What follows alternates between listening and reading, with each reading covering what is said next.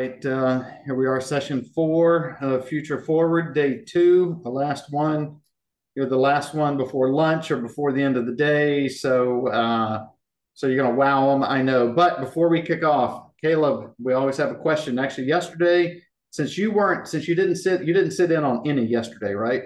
That's correct. All right. Well, you have 2 questions coming to you then while we file into the room. We were just talking about it's fall, so pumpkins. Is it too early for pumpkins? Yes or no? Pumpkin pie is always ready time for it. So, I mean, you can't beat pumpkin pie. All As right. far as pumpkins themselves, sure, they're nice decorations for any time of the year. Okay, there we go. So Caleb says yes. That's been the majority answer, has been yes. Although there was one dissenting vote against pumpkin pie in favor of pecan pie, and I'm with them. And Oh, so, well, pumpkin pie is great. If I was to choose, it would be apple pie though over pumpkin pie. oh, well, there we go. All right. And Murph says strawberry pie. You can't hardly beat strawberry pie either. There we go. All right. Number 2, outside of America's favorite dogs, of course, dogs over cats any day. What is your 100%. favorite? Yeah. What is your favorite animal outside of the dog? Oh boy, for a bird, probably an eagle. I just love the majesticness of an eagle. From a land animal, there's something about mountain lions that just intrigue me. Just watching them move. I would not want to be around one necessarily, except for maybe at a zoo. But they're definitely interesting animals. Yep. Penguin. I'm all in for the penguin. Uh, yeah, So, yeah. I'll let you go there. All right, here we go. All right, well, let me earn my pay here and get this thing kicked off. So good afternoon and welcome to Insightful Accountants Future Forward Summit. My name is Gary DeHart. I'm the publisher of Insightful Accountant and the host for the Future Forward Summit. Welcome to day 2, session 4, from reactive to proactive, transforming advisory with real-time AI insights. Our speaker is Caleb Jenkins, and I will have him introduce himself after I cover the housekeeping items, which are, yes, we are offering CPE. You do need to be in the session for 50 minutes, and you do need to answer at least 3 of the polling questions. I think we have 4 total. You need to answer at least 3 of them. Then the last question we're going to ask you is, do you need this CPE certificate? Answer yes if you'd like to receive it, and then we'll get that out to you in a few days. This is being recorded, and this will be posted to our YouTube channel. And we will also send you a link to the recording or to the YouTube channel in the follow-up email. We'll also drop in a copy of the slide deck into the chat once Caleb gets going. And we'll also send you a link to that as well in the follow-up. So I do want to say thank you to our sponsor, the CFO Project. Can you go ahead and roll that slide there, Caleb? Ready? Here we All go. right. So CFO Project is an exclusive membership program just for CPAs, accountants, and bookkeepers, and teaches them how to provide a scalable CFO service that actually gets results for your clients. And I think that's the key part of it, gets results for your clients, which will drive business for you. So let me pop the first poll question, and that is regarding CFO Project. Would you like to learn more, learn how to start a CFO service?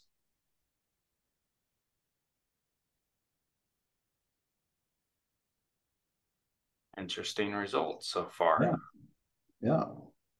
We'll leave this open. We've got pretty good participation already, but we want to make sure everybody has a chance to answer. So just in case you need that CPE. So we will close this out in about 3 more seconds, and then we'll just let Caleb have at it. 3, 2, and 1. It's all yours, Caleb. Thank you. All righty.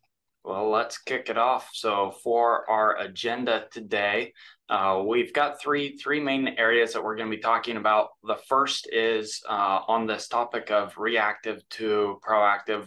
We need to grasp the paradigm shift that's happened over the last couple decades and particularly last couple years. to the shift from reactive to proactive. And then because the theme of the conference is on advisory and AI and analytics, we're going to focus on that a little bit as far as the shift from reactive to proactive.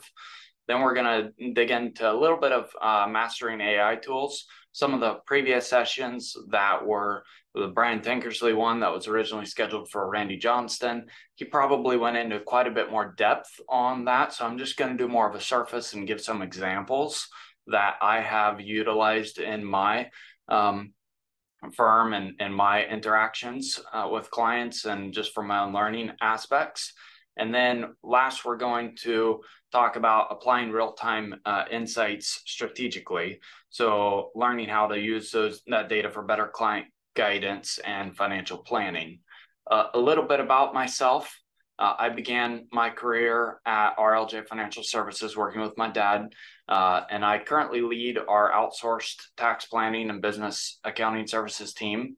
I've received a number of different awards, favorite of which are the top 100 QuickBooks Pro Advisor and the top 40 under 40 in the accounting profession for the last 8 and 7 years consecutively, respectively.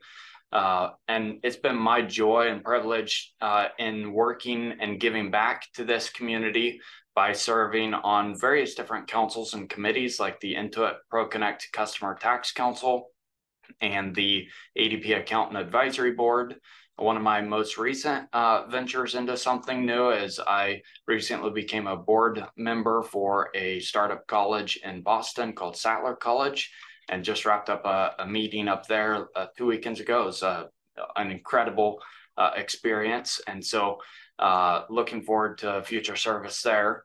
And I've also had the distinct honor of serving in numerous developing countries in each continent as an educator and QuickBooks consultant with the SALT microfinance program, working with those in chronic poverty. So just a little bit about me. I definitely enjoy and love giving back to this community in lots of different ways. So to shift into our topic here, let's dive into a brief history of advisory roles in accounting.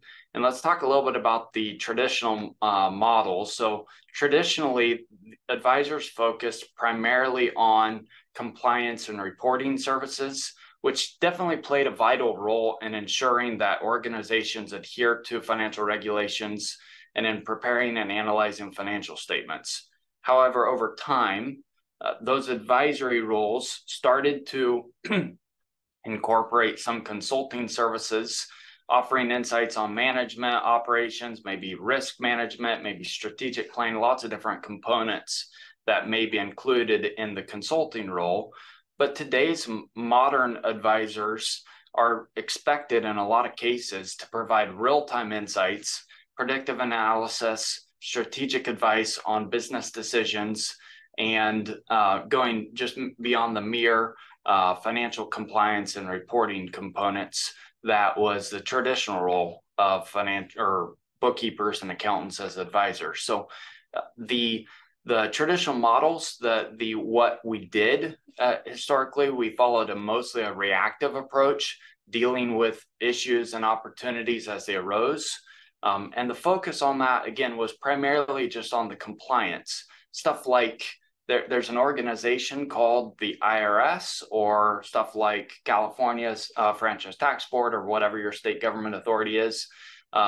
Those are organizations that require compliance with tax filing and reporting requirements. And I kind of jokingly talk with clients a lot of times when I bring them on as clients as far as our services go.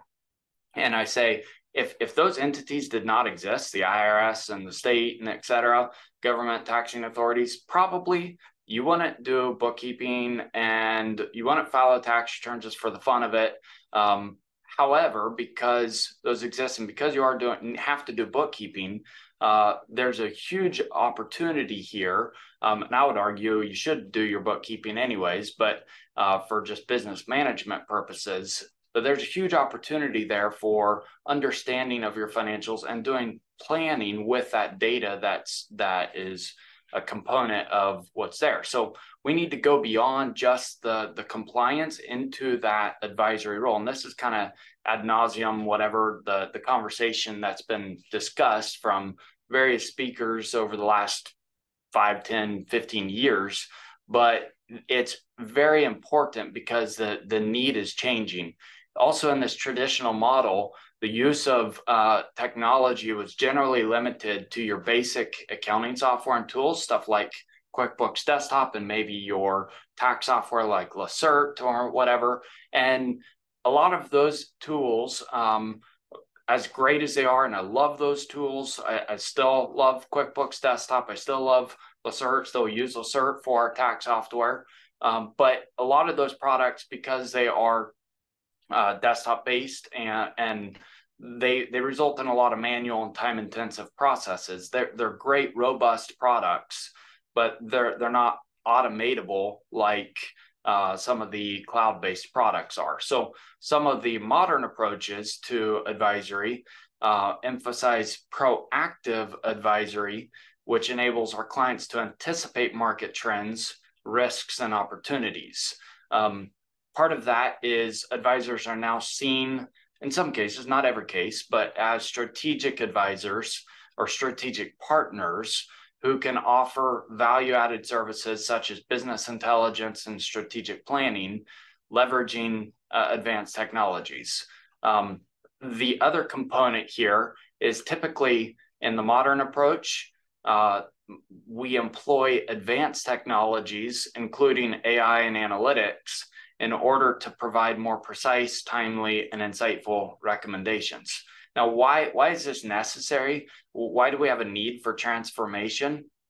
It's all over the news. I mean, Wall Street Journal has been publishing article after article after article the past 9 to 10 months on the accounting profession. I mean, there's low morale in a lot of especially like the Big Four. There's bad working environments. There's a thing called a April 15th deadline or a September 15th deadline or an October 15th or this year 16th deadline, which gives work compression, meaning you have a ton of work you have to get done in a short period of time. And it's just, there's a lot of bad things in the environment. And then there's also, because of that, there's issues with people that do poor planning and they don't have the capacity to go and try new models of working. That leads to low wages for employees. And the bottom line is accountants have left the profession. Wall Street Journal reported at the end of last year that there was 300,000 accountants that left the profession in the years 2021 and 2022. Incredibly staggering numbers of people that have left. So I think it's ripe for us to consider this in terms of why we need or why we should switch to a proactive advisory role. So let's jump in and discuss this paradigm shift a little bit more in detail. First, I want to give a definition of reactive advisory. Maybe already kind of covered it a little bit, but I want to dive in a little bit deeper just to something that I've created here. So reactive advisory refers to the traditional approach where advisors act in response to events after they have occurred. This model is generally compliance-based, predominantly focused on resolving issues and mitigating post-occurrence risks that happen. And it primarily involves dealing with historical data and providing standard solutions to existing problems. It's how most of us grew up working in tax firms or accounting firms. Somebody has a problem, they come to us and say, I need this, or worse, best case scenario, they come to us middle of the year and say, I need help with maybe purchasing a business or something. Worst case, they tell us when we're filing the tax return that they bought a new business or they expanded into a new state or lots of other situations. That's really the component or the definition of reactive advisory. Is we're very limited when we're in the reactive component to just dealing with the problems that arise and occur.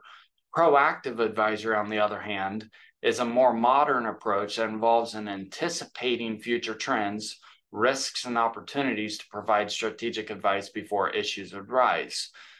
This model focuses on forward-looking analysis, enabling our clients to make informed decisions to optimize performance and mitigate risks proactively. And it relies heavily on real-time and predictive data analysis and emphasizes continuous improvement and innovation. So proactive, on the other hand, is there's a whole bunch of different aspects or components that we'll dive into here in a second. But it's something that we look forward and we plan on times and opportunities where we can dig into issues that are arising, and we might be able to even predict those issues and bring them up with our clients instead of just relying on them to bring them up to us. So that's really the definition of reactive versus proactive. Now, the importance of the shift is that the shift from reactive to proactive advisory, it's definitely crucial to meet the rising expectations of our clients who are looking for more than just compliance and the old base standard solutions. Our clients now, not everyone, some of them, they want us to be strategic advisors. Some of them do. Some of them are still just stuck. If they didn't have the IRS, they would just go live their merry life off their checkbook balance and go from there. But a lot more the case today, clients want us to be strategic partners with them who can provide insights and value-added services to help them and their businesses navigate the increasingly complex business environments that exist today. Part of the rapidly evolving digital landscape is adapting to proactive advisory is essential for staying competitive as well. So if we're not shifting to proactive, we will get left behind with the technology advancements and the artificial intelligence that exists, but nothing, or at least in the current moment, nothing will replace somebody being a modern advisor, providing strategic forward-looking advice, which allows us to be better positioned to attract and retain our customers. It also helps to, the shift helps to provide us as advisors the opportunity to enhance our value proposition by offering services that go beyond just those traditional compliance and reporting needs to new services like business intelligence, strategic planning, predictive analysis, cash flow planning, lots of other components. And those services help us to provide stronger, more impactful client relationships. Now, there's a whole bunch of different components that I would link together as aspects to this shift or this switch from reactive to proactive.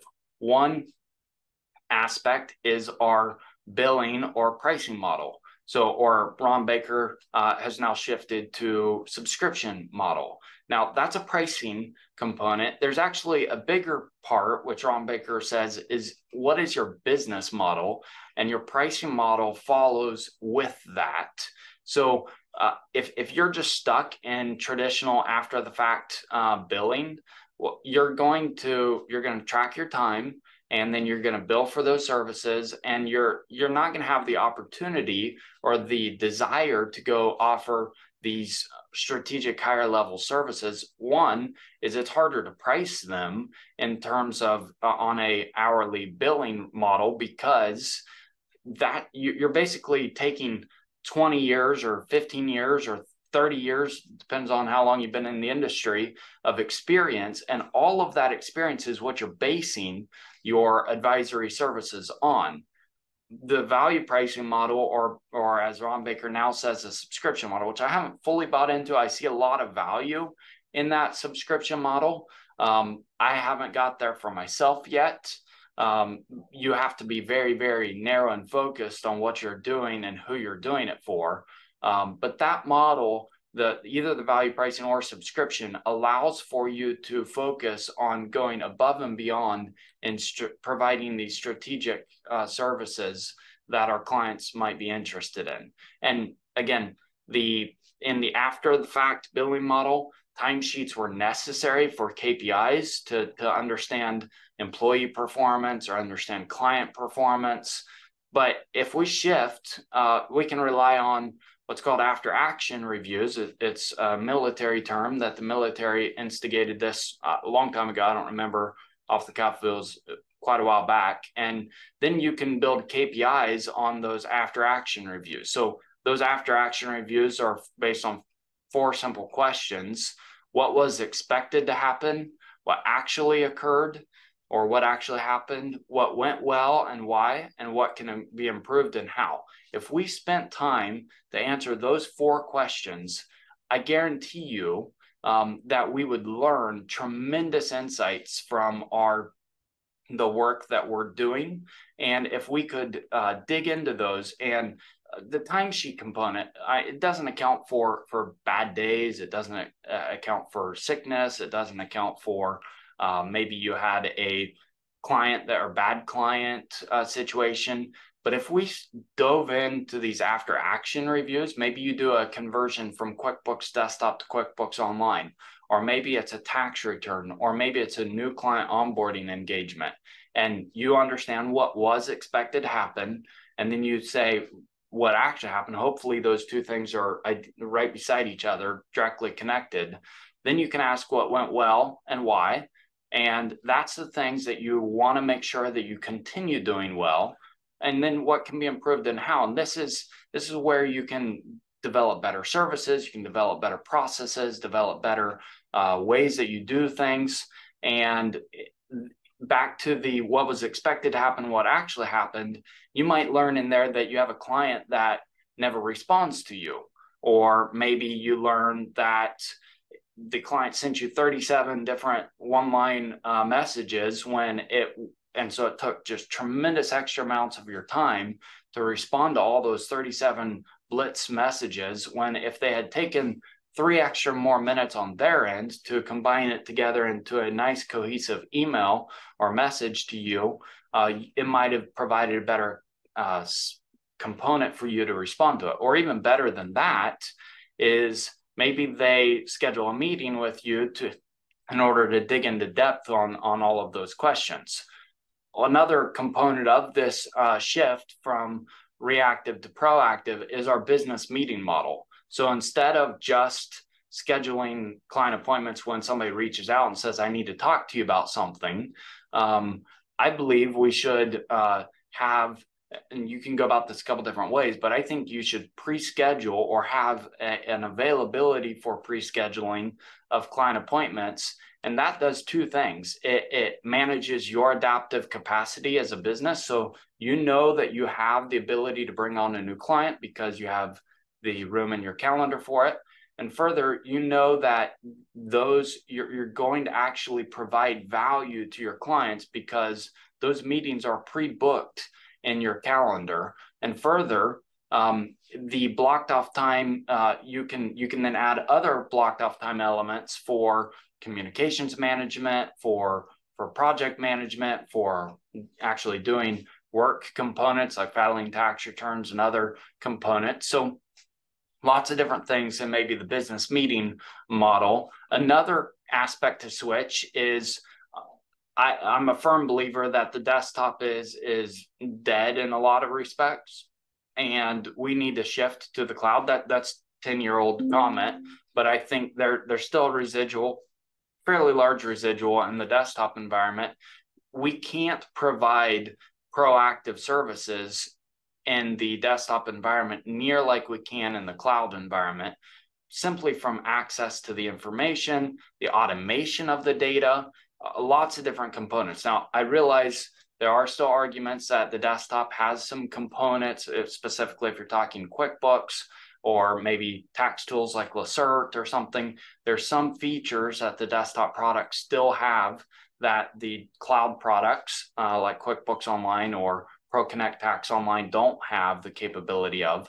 But I think the future is is here. It's not even the future anymore. It is today. Is you have to be in the cloud in order to provide these proactive advisory services. And then the other thing, in order to switch from reactive to proactive, we've got to get off of paper-based project management, or worse yet, in your head. Just knowing that you need to do X, Y, and Z projects, and going and communicating to your team that you need to do X, Y, and Z, into a managed project management system that you actually maintain and manage. So you could throw in a project management system that doesn't help a whole lot unless you actually have somebody to monitor and manage and build it out, and build out your tasks and your projects into something that is repeatable and recurring, and that way you can increase the consistency in the services that you're offering. Another aspect to switch is our communications. I think we should stop just responding to emails or messages all day and start curating messages and emails to send to our clients. Maybe a new tax law change happened, and so we, instead of just waiting for everyone to reach out to us to ask, or not everyone, because it's only going to be probably 5% of our clients that might reach out to us on it, maybe go ahead and curate a message, or build a newsletter, or provide a webinar. Basically become a content generator that your clients can then consume your content, and then add a CRM or a client communications tool like Lizio in order to communicate these items to your clients. And then the CRM tool provides the ability to track these opportunities. So tax law change happens, you should have your if you're doing taxes, a tax software as a database that you can go query that database in order to understand what is actually happening, who those tax law changes are applicable to, and then you can go build a very targeted, specific message to 10% of your clients or whatever, but go ahead and hit all of them at one time point so that you can then go communicate to them about this tax law change. And then you can follow up on that. Darren Root talks about this quite a bit. He calls that smart client management. It's been the focus of a lot of his stuff over the last year or two. So definitely something that this whole paradigm shift is incredibly important, in my opinion. So let's jump here now to our second polling question, I guess. First one in my ones that I'm asking here. And this would be, what best describes your current advisory service or service approach? Is it mostly reactive based off of historical data? Or B, is it a mix between reactive and proactive strategies? Is it primarily proactive, maybe with some AI integration? Or is it fully proactive, heavily relying on AI tools? So if you can fill that out for us here, it looks like we've got pretty good participation in the poll so far. And Gary, has there been any questions so far that need answered? None that I saw. There were just some back and forth, but nothing, no specific questions that I saw. I'll run through it again to make sure I didn't miss something. Okay. All right. I love we've got 90% that's answered here so far. Maybe, okay, perfect. So and I love the results here. So we've got 74% that are a mix of reactive and proactive. It's kind of what I anticipated, maybe a little bit higher in the sense that we've got some proactive, 5% that are primarily proactive. So I'd love to see that number increase. As a shift happens, it's great. We were able to pull this a year from now. Hopefully that would be 15 or 20% at a minimum if we were to pull the same group of individuals. So this is great. So let's go ahead and I will jump on to our next slide here. So I'm going to talk a little bit now about AI and advisory. And this is where, if you were at Brian Tankersley's session yesterday, he probably dug into this in far more depth than what I'm going to do right now. But as far as AI is artificial intelligence, been around for a long time, but it refers to the simulation of human intelligence in machines, enabling them to learn, reason, and solve problems. in the context of advisory services that we're talking about today, AI can analyze vast data sets in order to quickly and accurately provide insights and forecasts that, generally speaking, are humanly impossible for us to do at the time constraints that we have as humans. Now, in my opinion, AI, artificial intelligence, especially stuff like generative AI that I'll jump into in a second, doesn't have the human intelligence or doesn't have the capability to reason like humans do today, but there's possibility that we'll get there closer and closer in the future. But AI encompasses technologies like machine learning, that's a natural language processing, that's what feeds the whole generative AI component, and predictive AI or predictive analytics. Those are all instrumental in deriving meaningful insights from various complex sets of data. So there's kind of two big components or sections that you will see a lot of times, or some people don't even break it up into these two areas, but I think it's very helpful. Instead of just labeling everything as AI, there's really generative AI, and that kind of got the market by storm a year ago with the ChatGPT release. And then there's predictive AI, which has been around for quite a while. So generative AI is primarily about generating new content in response to prompts that are requested. So using tools like ChatGPT and others, and that aids in tasks like responding to messages or curating content or simulating financial scenarios, maybe creating models and advisory services. Wikipedia actually has a pretty good article on this. Let me bring that over here. And so you can go dig into this. This is this is generative artificial intelligence. So we've got the history, just the breakdown of this. If you're ever interested in understanding this in more detail, go dig into this generative artificial intelligence. That is not to be confused with there's another term called AGI, which is a future component that may come in the future. So just keep that in component as you're studying this. The other component is the predictive AI, and predictive AI uses historical data in order to forecast future events, and this is essential for forecasting market trends and potential risks in advisory service. We've seen this for quite a while, and stuff like QuickBooks banking, QuickBooks online bank feeds, and other components, and the ability to predict how you're going to complete something, or it's also prediction in the terms of maybe it's autocomplete, and your Gmail has been around for quite a while. That's a component of generative as well.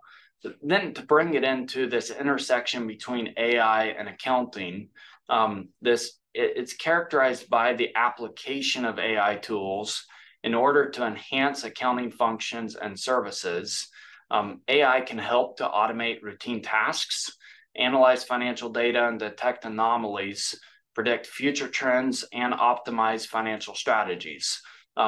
AI can be incredibly helpful in the intersection of it with accounting, and vital in risk management, fraud detection, and various audit processes where AI can process and analyze data more efficiently or effectively and accurately than the traditional models of just assigning a human to go do those projects. So the importance of AI in advisory, there's really three components that I would say. One is the enhanced predictive analysis.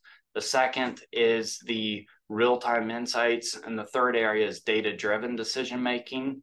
In the predictive analysis, AI empowers us as proactive advisors by offering enhanced predictive analysis, allowing us as advisors to foresee market trends, risks, and opportunities, thus enabling our clients to make more informed and timely decisions. On the real-time side, the ability of AI provides us to have crucial insights real time, which is critical for proactive advisory, which helps us to react promptly to market changes and offer immediate counsel to our clients, ensuring optimal outcomes. For example, back to my prior analogy of your CRM to track something, how many of you, when Silicon Valley Bank collapse happened back in March this year, realized that FDIC insurance, like me, covered up to $250,000? I mean, I knew that all along, but I didn't really think about the consequences of that for my business clients. How many of you went through and had data or could find data on which clients had above 250,000 in bank accounts and should utilize something like a sweep account or utilize or split their funds up into multiple bank accounts so that they were insured from an FDIC insurance level? That's the kind of level of real-time insights that are crucial. You can't do that if your bookkeeping is 12 months behind. Unfortunately, for a lot of small business clients, they only have real-time, or they never have real-time data. For a lot of them, they only have data one time a year, and that's when the day they file their tax return. And unfortunately, that can be 15 months after the fact if they file by March 15th, or worse yet, it could be whatever that is, 21 months after the fact if they file on September 15th on the extension deadline. So terrible ability or way to do actual analysis and proactive insights because the data is so far behind. So if you could see very easily in this example I gave of Silicon Valley Bank collapse or any of the other banking crises that happened earlier this year, and we're able to proactively reach out to clients and talk to them about that, that's incredible. So that's what I'm talking about on this. And then you could utilize AI in order to curate content, to do a better analysis as far as who should be reached out to, and all of those different components. The last aspect of the importance of AI, again, is the data-driven decision-making, which enables us as advisors to provide more precise, objective, and impactful advice. And the ultimate benefit of this is building trust and strengthening our client relationships. So let's shift into a little bit of look at some of the AI-driven tools. And there are different ones. I would throw QuickBooks has had artificial intelligence for quite a while. And as I stated previously, they've used it in the bank feed a lot for the little green categorization on the chart of accounts category. That has been artificial intelligence, machine learning, to be able to understand and predict what that's going to be. Unfortunately, the accuracy of that historically hasn't been all there. I think there's a day coming where it could get there pretty good in a lot of cases, specifically with the ability to combine the predictive component with potentially the generative component to just do some research on different things. And there's some information out there that I'll show in a second on that, that could be pretty cool on the bank feed component. So I see a day, probably not too far in the future, maybe 12 months, maybe it's a year or 2 years or whatever, but where you could have the bank feed connected to QuickBooks and have it automatically, 99.7% of it automatically completed, perfectly accurate. And so that's a really cool day that I'm looking forward to. Other aspects of it has been for managing cash flow. So predicting where your cash flow is going to be based off of historical invoices, historical accounts payable, historical banking transactions, historical payroll. That component has been inside of QuickBooks Online for a couple years. I think they had a news release back in, I think, 2019. I think, yeah. So this was an article I went back and dug up. So where they were talking about the QuickBooks Connect conference, bringing in some of the AI into some of those components for managing cash flow. One of the other components that it's used for that they bring out in this article and that they've brought out in other articles like the TechCrunch article here also, I think from 2019, is that it's used for faster money movement for QuickBooks payments, as well as the expert-driven platforms like QuickBooks Live. So that allows them to better connect the right instances to the right experts. So it's been around, it's been in the product for quite a while, and I think there's a lot of potential for it to go further in the future. Further than that, Intuit released last month a product called, or maybe it was earlier this month, a product called Intuit Assist. And so that Intuit Assist product is here. They have a whole web page on their website on it.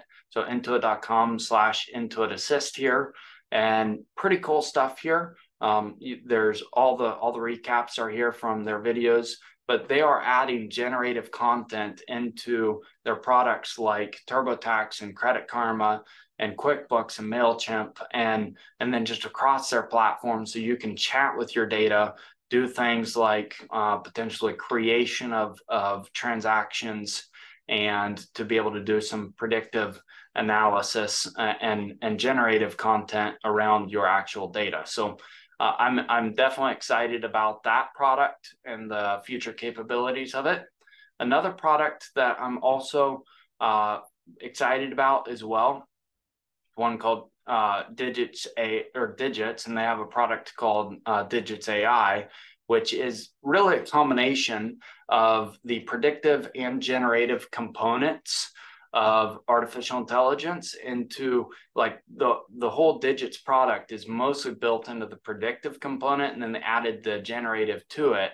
And it's pretty powerful in the capabilities that you can do. So you can ask it questions. What is my burn rate? What I love about it, like, who are my top 5 customers? More than that, who are my top 5 customers, say, this year compared to last year, and like see the growth, or see the top customers that grew, or maybe it's see who my top customers were last year and how much their decline and my income or sales were this year. That gives me insights to know who should I go target for potential opportunities for new services to provide them, etc. So really cool stuff that we can do inside of this product. And when you chat with it, it will typically build out a chart or something. You can drag that chart into their dashboard and manage and track that inside of the Digits AI product.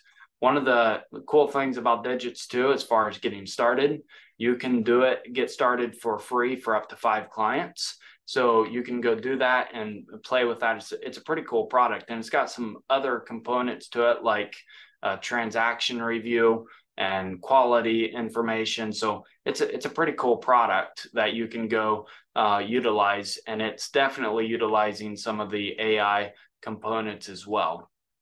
Another tool, again, the focus of a lot of different attention over the last year has been ChatGPT. So ChatGPT, I'm just going to pull up an example of this using just my own account here for you to go see kind of a component. I'm not going to dig into all the components of that.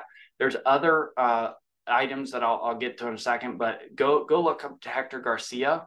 He's got incredible details on, and he's put together a ton of content on using ChatGPT. So go pull up all that stuff, and like, he's got also elements of an effective or perfect prompt. These are all resources that are free and available in his videos on his channel, which actually, let me jump to that here right now, which he's got a whole channel on his YouTube page, Hector Garcia CPA, for ChatGPT and accounting. And he's got whatever, probably 5-6 hours of content that he's developed here. Really good information. Some of my favorites here has been his videos for accountants and practical examples, and then the advanced concepts here. I've watched most of these a couple times, and so he breaks this all down in very good content. He's probably the person I followed the most in 2023. One of the individuals I followed pretty closely in 2022 and still in this year is Jason Stats. Jason Stats has got a lot of great content as well on this, so you can go view his stuff. He's more than just general advising to accountants now.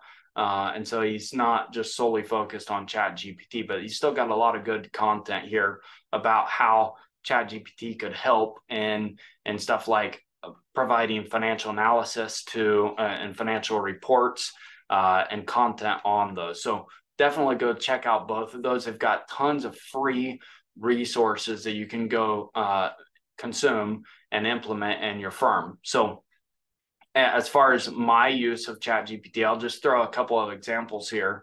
One of them that, like I did recently, was I was wanting to, at an Excel formula that I was wanting to build. So I have a S3 field, and I had a date of 7/31, and I had Q3 had a date of 8/31, and I wanted the number of whole months or partial months between the two date fields.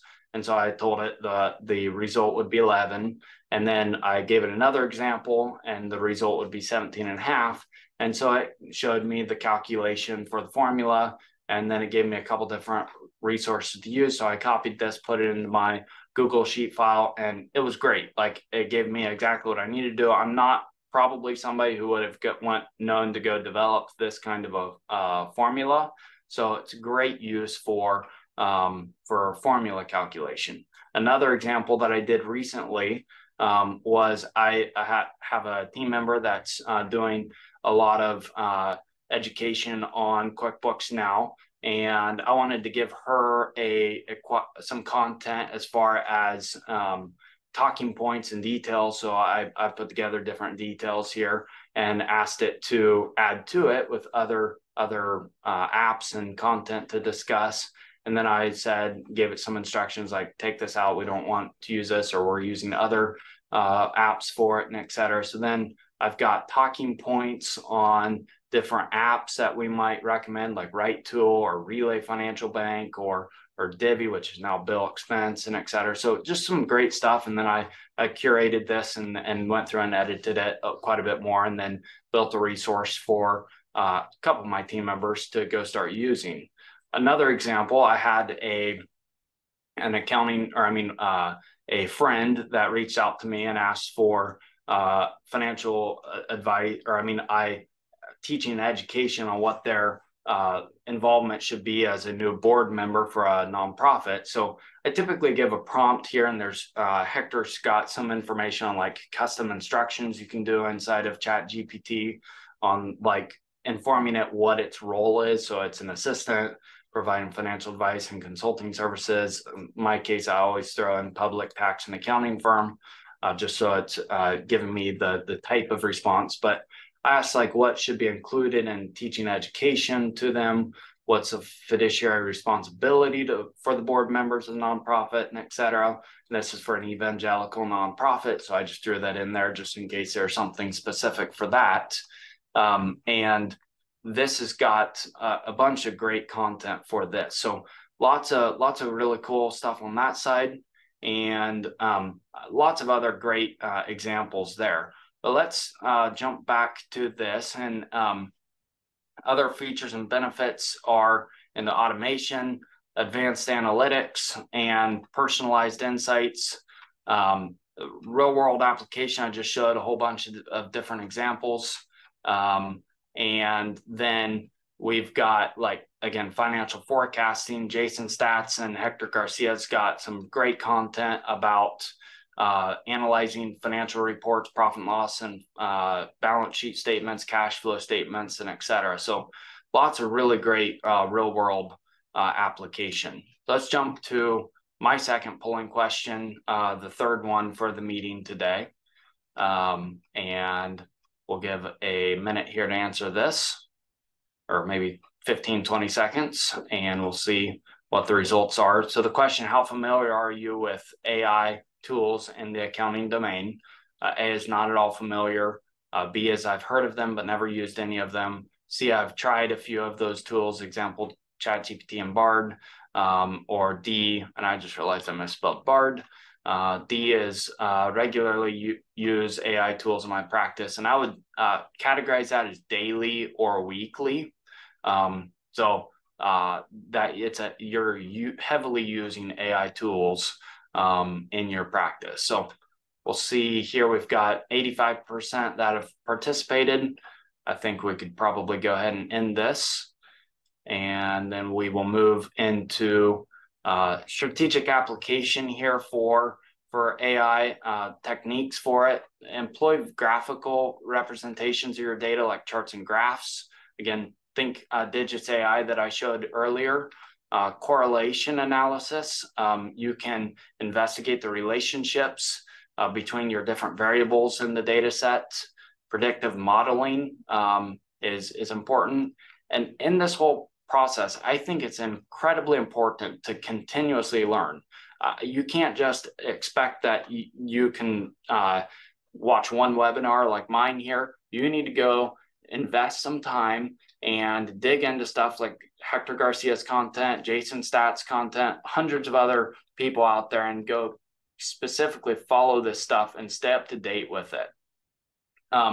The challenges that may exist in the future, it can help in anticipating future trends and challenges. The potential issues might be around the use of private, secure information. So I'll look at that in just a second. But it definitely helps in proactively advising our clients, as I think we've provided context for already. As far as data-backed strategies here, use AI for email responses. So I use AI tools like ChatGPT to draft and respond to emails, client emails, ensuring promptness and accuracy in communications. Use it for social media management. To use it for proposal follow-ups. A cool one that I started using it for is drafting out of office email responses. Pretty cool on that front. Like, another piece is financial statement analysis, and then market research. Like, maybe you're just jumping into a new market. Maybe it's a new service, maybe it's a new state. You can use it to help develop a whole bunch of new content on that. So the ethical considerations, be very careful with your personally identifiable information. I would recommend to never provide that information to an AI tool like ChatGPT that's going to use it in their, or that could use it in future use. So what is PII, personable identifiable information? There's general PII, like your name and date of birth and social security number and so on. There's financial and tax PII, like bank accounts and details, that stuff that we would deal with a lot. Or client specific is like client business details and plans. So those are private and secure in nature. Don't go provide them to a model that might go use it to spit it out to someone else that's talking about stuff. So other ethical considerations is data storage and sharing. Make sure you're compliant with IRS and state laws, or things like European GDPR rules, or other different types of data handling practices. Be very careful about what you share with AI tools, and be very careful about the AI bias that might exist. There's definitely bias that exists in the AI models. So be very careful about how you just accept what's provided. You should always use a fair level of judgment in terms of what you take from AI generative content in your usage. Our last polling question, I know we're a few minutes over time probably here. We've got so that's your ability to catch up. I'm actually going to take it over, Caleb. Okay. I'm going to put up just this last CPE one, and then the CPE certificate question, and then you can wrap up, just in case anybody needs to get to bounce out. Okay. And we'll keep this open for about 5 or 8 more seconds. If you need that certificate, please let us know. We'll get this wrapped up in 3, 2, and 1. And you can always email us at info@insightfulaccountant.com if you feel like you should have received the certificate but did not. Thanks a lot. And I think that's all that I mostly had. I had a spot for Q&A, but I think we've accidentally exhausted my time here. And so if you have questions, feel free to contact me. You can reach out to me. I have a consulting business called Jenkins Consulting. I also, again, the leader of client accounting services at RLJ Financial. So you can email me, follow me on Twitter or LinkedIn, or any social media site, and definitely love to help you with whatever you've got. So hopefully this was helpful, and we'll go from there. All right. Thank you so much, Caleb. And I did just drop the chat or the slide deck back into the chat. We put it in there a couple of times. First time I put it in there, I actually sent it to the speakers. So a lot of good that did for the attendees. So I apologize for that. That will be in the, a link to it will be in the email follow-up that you receive, as well as the chat. Someone asked if the chat would be available. That also will be in that same box folder. Just a reminder, we did publish a piece. Murph published a very long piece, detailed piece on QuickBooks Desktop 2024 yesterday on Insightful Accountant. So you can go there and check that out. We also have a QB Talks next Wednesday, October the 4th, I believe is the date, in which he's going to give that more presentation, a little bit more detail on QuickBooks Desktop 2024. And I've also mentioned previously, we made a couple of slight changes on our website that has caused a few people to not be able, or some people not to be able to access the site. If you're having troubles, clear your cache, close the browser, start a new browser, and you should be able to get to the site. If that doesn't work, please email us at info@insightfulaccountant.com. I'll put that down in the chat as well if I can type.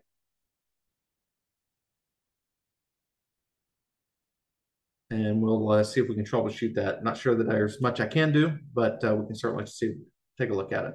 Caleb, again, thank you so much. Appreciate you taking some time and sharing your knowledge. And I'm sure, well, I know I'll talk to you soon. And hopefully we'll see everybody at QB Talks on Wednesday. Thanks a lot.